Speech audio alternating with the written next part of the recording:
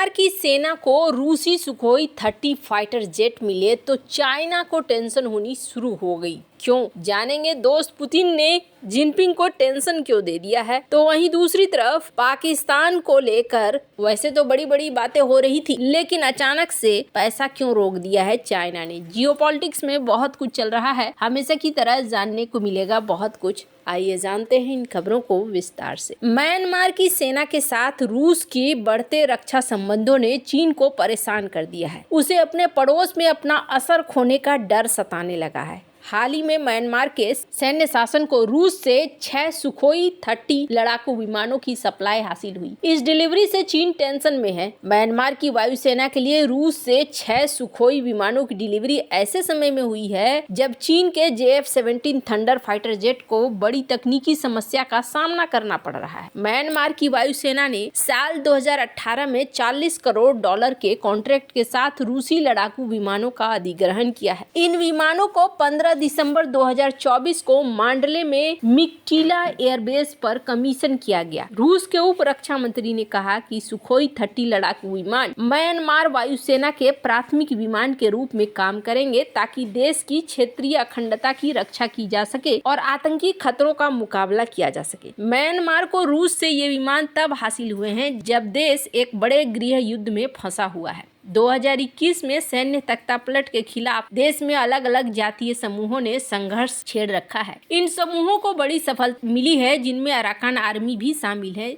जिसने देश के रखाइन प्रांत में लगभग अपना कंट्रोल हासिल कर लिया है। इसी बीच रूसी विमानों के हासिल होने के बाद म्यांमार की वायुसेना की तरफ से बड़े हमले की खबर भी आई है। रूसी मीडिया तास की एक रिपोर्ट के अनुसार रूस में बने फाइटर जेट को पूरे देश में पहुंच के लिए नेपिडो एयरबेस में तैनात किया गया है। सुखोई 30 लड़ाकू विमान म्यांमार वायुसेना को विद्रोही समूहों के खिलाफ मोर्चा खोलने में मदद कर सकते हैं। इस बीच चीनी सोशल मीडिया में चीन के अहाते में बढ़ती रूस की उपस्थिति को लेकर आलोचना की गई है और कहा गया है कि अब धीरे धीरे रूस चाइना के एरिया में घुसने की कोशिश कर रहा है, जो बिल्कुल भी सही नहीं है। खैर, अब जहां एक तरफ ये सारा सीन हो रहा है, वहीं दूसरी तरफ बात करें चाइना और पाकिस्तान की। हाल ही में पाकिस्तान की प्रतिनिधि गई हुई थी चाइना और माना जा रहा था कि ये रिश्तों को ठीक करने के लिए और साथ ही साथ मदद मांगने के लिए भी उठाया गया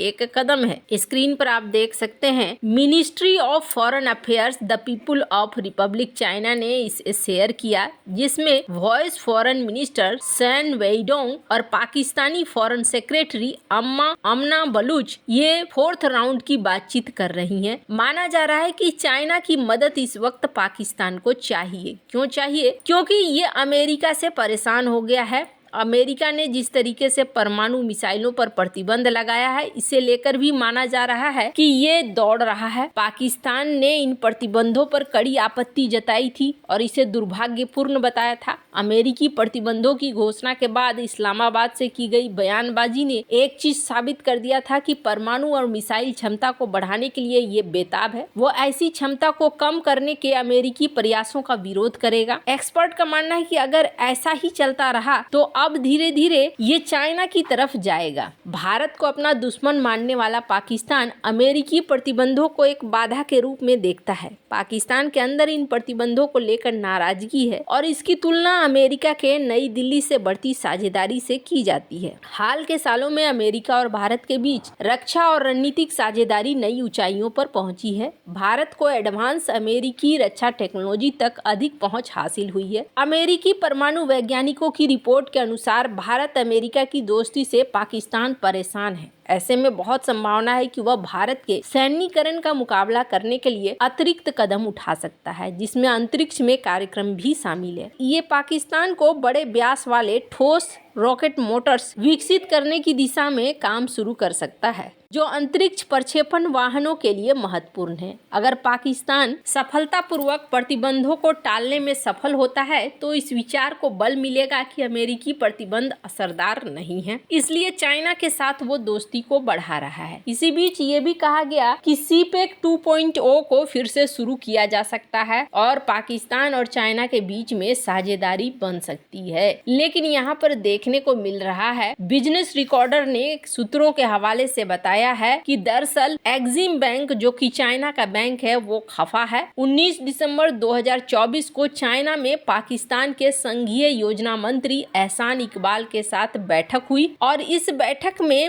इन्होंने चिंता जाहिर करी। बैंक के मुख्यालय में बैठक के दौरान राष्ट्रपति ने पाकिस्तान के सुधरते आर्थिक परिदृश्य पर ध्यान दिया, लेकिन देश को अपने वित्त पोषण विकल्पों में विविधता लाने की आवश्यकता पर जोर दिया। उन्होंने कहा कि सीमित रियायत वित्त पोषण खिड़की के लिए पाकिस्तान को वैकल्पिक समाधान तलाशने, बेहतर आर्थिक स्थितियों और मजबूत द्विपक्षीय संबंधों का लाभ उठाकर चीनी निवेश आकर्षित करने की आवश्यकता है। एक्सिम बैंक के अध्यक्ष ने पाकिस्तान में IPP संचालित करने वाली चीनी कंपनियों को भुगतान में देरी पर महत्वपूर्ण चिंता जताई। उन्होंने कहा कि इन परियोजनाओं के वित्त पोषक के रूप में बैंक अप्रत्यक्ष रूप से प्रभावित है। उन्होंने ईंधन लागत के लिए विदेशी मुद्रा में देरी की ओर भी इशारा किया, जिससे IPP के सामने परिचालन संबंधी चुनौतियां बढ़ गई हैं। मंत्री ने ML1 परियोजना के माध्यम से पाकिस्तान के पुराने रेलवे बुनियादी ढांचे को एडवांस करने के तत्काल आवश्यकता पर भी प्रकाश डाला। परियोजना मूल्यांकन के लिए एक टेक्निकल टीम के जल्द ही पाकिस्तान आने की उम्मीद है। एक्सिम बैंक के प्रबंधन ने परियोजना के महत्व को पहचाना और चीन के परिवहन मंत्रालय के साथ सहयोग का आश्वासन दिया, जो इस पहल की देखरेख करता है। स्वीकृत ऋण के वितरण न होने के कारण विलंबित पाकिस्तान सैटेलाइट सेंटर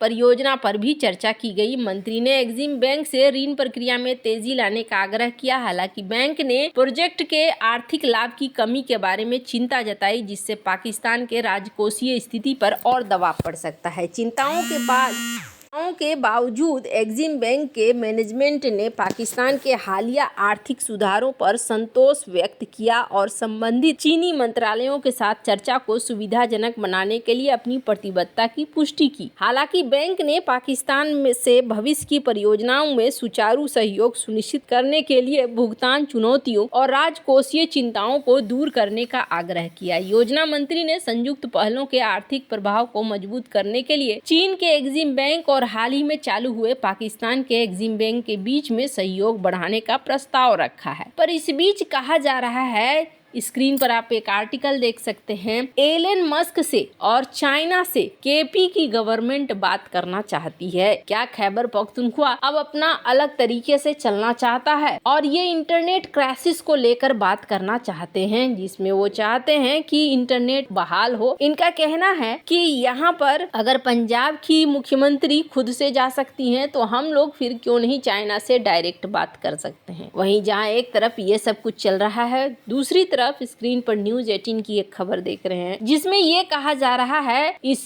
खबर के अनुसार पाकिस्तान का बलूचिस्तान में क्या अमेरिका और वर्सेस चाइना हो रहा है। लोकल सोर्स का यही सब कुछ कहना है, जो न्यूज़ 18 में इस तरीके से चल रहा है। वैसे आपको क्या लगता है, इन सब मामले में आपकी क्या राय है, कमेंट कर जरूर बताएं। जल्द मिलते हैं अगले वीडियो में नई खबर के साथ।